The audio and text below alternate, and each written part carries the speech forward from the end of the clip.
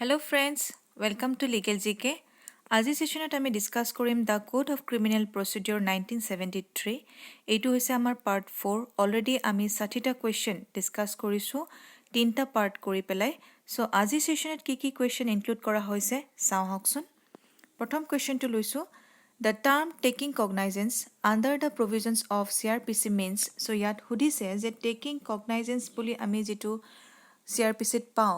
তাৰ মানে কি হৈছে what is the meaning of taking cognizance so ইয়াত চাৰিটা অপচন দিছে আৰু শুদ্ধ উত্তৰটো হৈছে option C taking notice of the matter judicially so taking cognizance মানে হৈছে যেতিয়া ম্যাজিষ্ট্ৰেটৰ সন্মুখত এটা অফেন্স বা এটা কেস আহে in way of police report হওক বা কমপ্লেইন হওক বা এনি ইনফৰমেশন তেতিয়া হলে যেতিয়া ম্যাজিষ্ট্ৰেট এজনে ক্ৰিমিনেল প্ৰচিডিউৰ ষ্টাৰ্ট কৰাৰ আগতে যেতিয়া জুডিশিয়ালি হেই অফেন্সটো চাব এনালাইজ কৰিব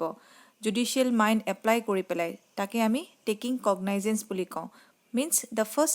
step of any criminal procedure so come to next question under the provisions of the CRPC for taking cognizance of an offense so taking cognizance of an offenser যেটো CRPC provisions আছে so তলৰ কোনটো statement শুদ্ধ হয় so ইয়াত চাৰিটা option দিয়া আছে আৰু শুদ্ধ উত্তৰটো হ'ব option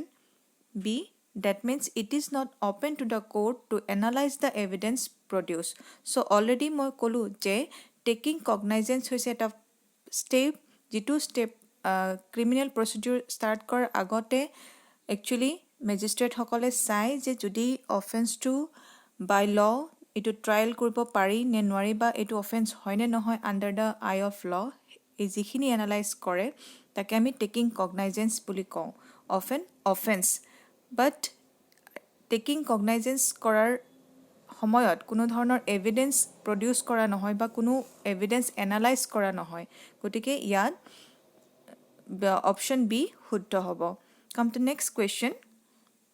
under the provisions of the CRPC cognizance can be taken of already আমি কলো so cognizance আমি যেটো কৈ আছো তাক actually cognizance can be taken of কাক কৰা হয় cognizance offense to কৰা হয় নে accused-জনক কৰা হয় witness-ক কৰা হয় নে offender-ক কৰা হয় so ইয়াত শুদ্ধ উত্তৰটো হ'ব option A that means only offense so taking cognizance of an offense come to next question which of the following requirements need not be followed under section 200 of the CRPC so ইয়াত negatively সোধা হৈছে যে কোনটো requirement নহয় তলৰ চাৰিটা অপচনৰ so ইয়াত শুদ্ধ উত্তৰটো হ'ব option C that means the accused must be given an opportunity to be heard so under section 200 যেতিয়া complaint এটা দিয়া হয় to the magistrate তেতিয়া হলে accused কোনো ধৰণৰ এনেকুৱা opportunity দিয়া নহয় যে যিখিনি কবলগীয়া থাকে accused সেইখিনিৰ কাৰণে opportunity দিয়া নহয় কিন্তু কি কৰা হয় যে বাকি যিকেটা statement দিয়া আছে the complainant must be examined under section 200 so complainantক examine কৰা হয় আৰু যিখিনি examination কৰা হয় সেইখিনি under oath কৰা হয় আৰু যিখিনি examinationত পোৱা যায় যিখিনি মানে কথা বা যিখিনি কবলগীয়া থাকে কমপ্লেইনেন্টৰ সেইখিনি it must be reduced to writing so এটো writing ফৰ্মত কৰা হয় যাতে এইখিনি ৰেকৰ্ডত থাকি যায় so ইয়াত option C is not required under section 200 come to next question under the provisions of section 202 of CRPC the magistrate cannot so section 202 underত magistrate cannot magistrateৰ কি power নাই ইয়াত চাৰিটা অপচন দিয়া আছে আৰু শুদ্ধ উত্তৰটো হ'ব option D use judicial discretion magistrateৰ এনেকুৱা ধৰণৰ কোনো discretionary power নাই under section 202 কিন্তু magistrate can conduct the inquiry himself so এই তিনটা provisions আছে যে এটা complaint যেতিয়া magistrateৰ সন্মুখত আহিব তেতিয়া হলে magistrate can conduct any inquiry himself or ask the police officer to conduct an investigation so নিজে কৰিব পাৰে এনকুৱেৰি তাৰোপৰি পুলিশ অফিচাৰজন এংগেজ কৰিব পাৰে টু ইনভেষ্টিগেট আৰু ask a person who is not a police officer নহয় কিন্তু এনেকুৱা এজন মানুহক এংগেজ কৰিব পাৰে to conduct an investigation. So 8 in the option শুদ্ধ হয়. Option D is not correct in case of magistrate cannot actually use judicial discretion. Come to next question. The magistrate under provisions of section 203 of CRPC can dismiss a complaint. So under section 203 magistrate eta complaint dismiss koribo pare ketia. So yat sarita option dise aru শুদ্ধ উত্তৰটো হ'ব option C. Even if inquiry under section 202 of CRPC is not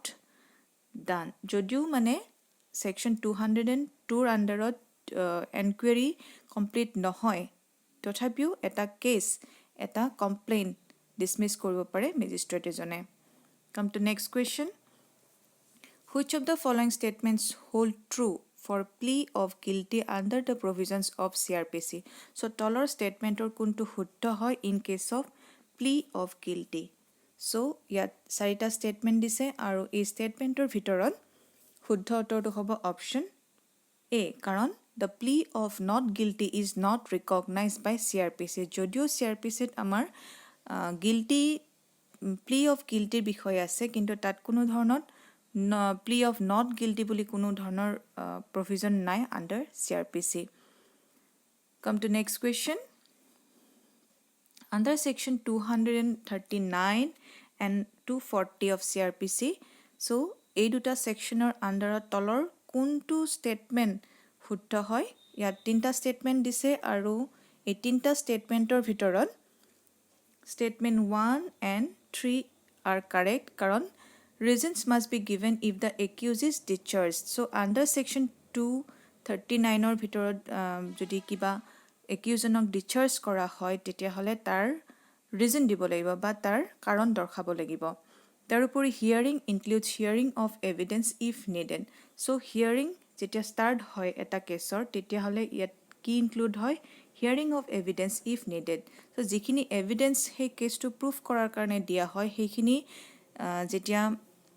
produce koribo before the magistrate he gutekhini include hoy under hearing. So ei duta statement শুদ্ধ হয় কিন্তু reasons must be given if the charges are framed against him.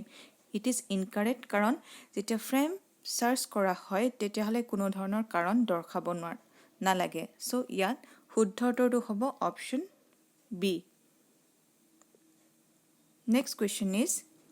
under section 243 of CRPC. So a section tour under তলৰ statement যে দিছে এই চাৰিটা তাৰ কোনটো শুদ্ধ হয়? So ইয়াত শুদ্ধ উত্তৰটো হ'ব option A কাৰণ a magistrate cannot issue summons to the complainant for being examined as a witness of the accused. So magistrate যেতিয়া summon issue কৰে summon issue কৰাৰ ক্ষেত্ৰত যদিহে complainant John as a witness to support the accused যদি examine কৰিব কাৰণে produce কৰিব লাগে তেতিয়া হলে এই ক্ষেত্ৰত magistrate জনে কোনো ধৰণৰ summon issue কৰিব নোৱাৰে. So ইয়াত শুদ্ধ উত্তৰটো হ'ব option A. Next question is which of the following statement does not hold true under section 246? So কোনটো শুদ্ধ নহয় সুধিছে negatively সুধিছে তলৰ statementor কোনটো শুদ্ধ নহয় under section 246. So yat শুদ্ধ উত্তৰটো হ'ব option B. The accused cannot cross-examine the witness for the prosecution before the charges are made. So charges jikhini framing of charge nokorar agote before the charges are made accused ejone cross-examine koribo nware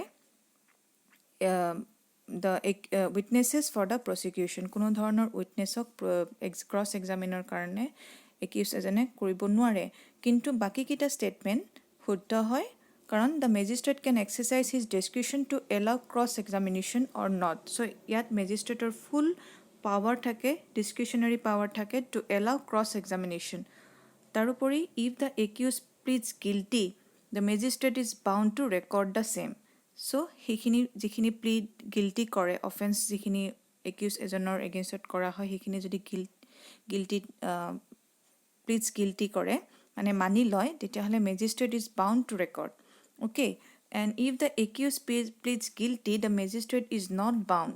to victim him. So magistrate bound nohoy je he jikhini যিজন একিউজে please guilty কৰে তেখেতক convict কৰিব কাৰণ বাকীখিনি এভিডেন্সো চালি জাৰি চোৱাৰ প্ৰয়োজন আছে so' come to next question discharge of the accused under section 249 of CRPC. So, discharge of the accused যেতিয়া under section 249 or under যেতিয়া accused discharge কৰা হয় তেতিয়া তলৰ কোনটো statement শুদ্ধ হ'ব ইয়াত option D correct হ'ব কাৰণ discharge of the accused need not be done in case of complainant dies. So, যেতিয়া complainant জনৰ মৃত্যু হয় তেতিয়া হলে accused জনক discharge কৰাৰ ক্ষেত্ৰত কোনো এনেকুৱা ধৰণৰ provision নাই Come to next question. The order for compensation under section 250 of CRPC can be made. So, compensation or khetrot jikhini provision under section 250 dia hoise. So, kune a compensation order to dibo pare. Yat huddhor to hobo option C. Karan by the magistrate only where the offense charged is triable by him. So, kunjon magistrate dibo pare. Jijon magistrate he offense যিটো offence কৰিছে হেতু tribal by him তেখেতে try কৰিব পাৰে so কাম to next question The magistrate at his discretion can allow the complainant to withdraw the complaint and acquit the accused in case of so magistrate এজনৰ discretionary power থাকে to allow complainant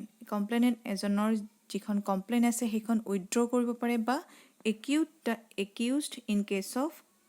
কেনেকুৱা ধৰণৰ cases বিলাকৰ in case of summons case যিবিলাক কেছৰ অফেন্সৰ punishment less than 2 years so come to next question for the application of section 300 of CRPC it is not necessary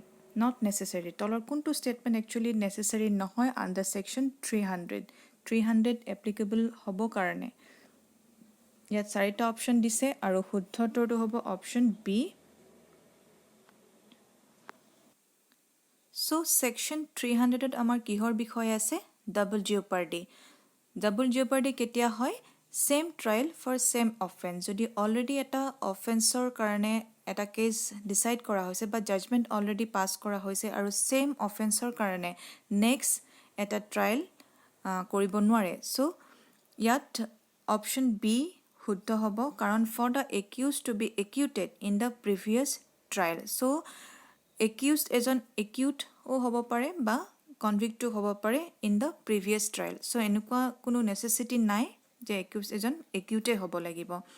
so ইয়াত শুদ্ধটো হ'ব option B next question is an advocate who is accused so এজন যদি advocate accused হয় তেতিয়া হলে তলৰ কোন দুটা বা কোনটো statement শুদ্ধ হ'ব ইয়াত চাৰিটা স্টেটমেন্ট দিছে আৰু ইয়াত শুদ্ধটো হ'ব option A that means statement 1 and 3 এই দুটা কাৰেক্ট হয় কাৰণ যেতিয়া এজন এডভোকেট একিউজড হয় of a criminal offense is entitled to conduct his own defense so criminal offenseৰ কাৰণে যদি এজন এডভোকেটক একিউজড কৰা হয় তেতিয়া হলে he can conduct his own defense নিজৰ ডিফেন্সৰ কাৰণে নিজে হে কেছটো ট্ৰাই কৰিব পাৰে তাৰোপৰি with other of a criminal offense is not entitled to appear at the trial as counsel for his co-accused যদি আন এজনৰ লগত তেখেতৰ হে ক্ৰিমিনেল অফেন্স হয় আৰু যদি হে co-accused জনৰ কাৰণে হে এডভোকেট জনে কেতিয়াও appear হ'ব নোৱাৰে at the trial as a counsel গতিকে এডভোকেটে নিজৰ ডিফেন্সৰ কাৰণে হে অকল ক্ৰিমিনেল অফেন্সৰ ক্ষেত্ৰত প্ৰযোজ্য হয় so come to next question who amongst the following is not competent under section 92 of CRPC to order the postal or telegraph authority to deliver the documents or things so postal order বা telegraph authority লগত যদি কিবা documents or dealing হয় বা delivery কৰাৰ কাৰণে যদি এটা অৰ্ডাৰ পাস কৰিব লগিয়া হয় তলৰ কোনজন কম্পিটেন্ট নহয় সো ইয়াত হুদিছে কোনজন নহয় নেগেটিভলি হুদিছে সো ইয়াত শুদ্ধটোটো হ'ব অপচন বি জুডিশিয়াল ম্যাজিস্ট্ৰেট আৰু কোন কম্পিটেন্ট হয় ডিস্ট্ৰিক্ট ম্যাজিস্ট্ৰেট বা সিজিএম বা মেট্ৰোপলিটন ম্যাজিস্ট্ৰেট সো এই দুটা কাৰেক্ট হয় কাম to next question the word inspection under section 93 Subsection 1C of CRPC refers to inspection যিটো under section 93 subsection 1C উল্লেখ কৰিছে তলৰ কোনটো শুদ্ধ হয় inspection of any locality or place. Next is a search warrant can be issued in respect of place. In respect of place কিবা যদি ঠাইৰ ইনস্পেকশ্যনৰ কাৰণে অৰ্ডাৰ পাছ কৰিবলগীয়া হয় বা সাৰ্চ ৱাৰেণ্ট কৰিবলগীয়া হয় তলৰ কোনটো ষ্টেটমেণ্ট শুদ্ধ হয় ইয়াত শুদ্ধ উত্তৰটো হ'ব অপশ্যন ডি কাৰণ যিকোনো ধৰণৰ ষ্টলেন প্ৰপাৰ্টি সাৰ্চ কৰিবৰ কাৰণে বা কাউণ্টাৰফিট কিবা কইন বা কাৰেন্সি নোটছ ষ্টাম্পছ এইবিলাকৰ কাৰণে যদি সেই প্লেচটো ইনস্পেকশ্যনৰ কাৰণে কিবা অৰ্ডাৰ পাছ কৰিবলগীয়া হয় সাৰ্চ ৱাৰেণ্ট দিবলগীয়া হয় তাৰ ক্ষেত্ৰত গোটেইকেইটাই প্ৰযোজ্য হয় সাৰ্চ ৱাৰেণ্ট ইস্যু কৰিব পাৰে Come to next question. Under section 95 of CRPC, certain publications can be forfeited and search warrant can be issued for the same. In this context, the propositions are tolor kun keta statement huddha hoy in case of any forfeited of any publication. Kiba jodi publication or khetrot jodi kiba misuse hoy tetia hole he publication to forfeited koribo karone tolor kuntu statement huddha hoy. আৰু তলৰ কোনটো ষ্টেটমেণ্টৰ কাৰণে search warrant issue কৰিব পাৰে so ইয়াত news পেপাৰৰ বিষয় আছে বুক আছে আৰু ডকুমেণ্টছ আছে ইয়াত শুদ্ধ উত্তৰটো হ'ব অপশ্যন 2 এণ্ড 3 কিন্তু নিউজ পেপাৰত যদি কিবা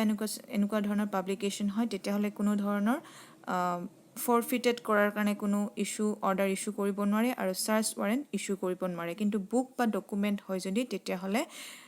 সাৰ্চ ৱাৰেণ্ট ইস্যু কৰিব পাৰে সো ইয়াত শুদ্ধ উত্তৰটো হ'ব option C. Come to next question. আৰু আজি সেশনৰ হেকৰ প্ৰশ্নটো লৈছো section 87 of CRPC authorizes issuance of warrant. So issuance of warrant কেতিয়া ইস্যু কৰা হয় warrant কেতিয়া ইস্যু কৰা হয় under section 87 so ইয়াত শুদ্ধ উত্তৰটো হ'ব অপশ্যন C কাৰণ in lieu of summon দিয়াৰ লগতে warrant ইস্যু কৰিব পাৰে আৰু in addition to summons দিয়াৰ উপৰিও warrant ইস্যু কৰিব পাৰে সো ইয়াত শুদ্ধ উত্তৰটো হ'ব অপশ্যন সি সো আজি আমি এই 20টা কোৱেশ্চন ডিসকাস কৰিলো আজি সেশনটোত পাৰ্ট 4 নেক্সট সেশনত আমি বাকি 20টা কোৱেশ্চন ডিসকাস কৰিম so keep watching thank U